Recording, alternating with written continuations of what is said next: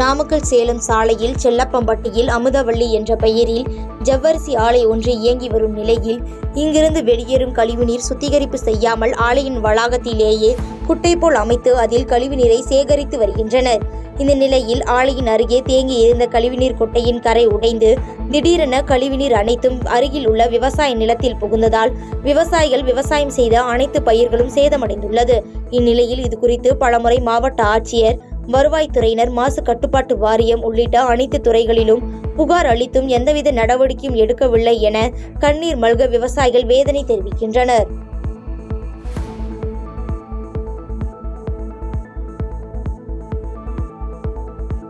பாதகம் செய்பவரை கண்டால் நாம் பயம் கொள்ளலாகாது பாப்பா.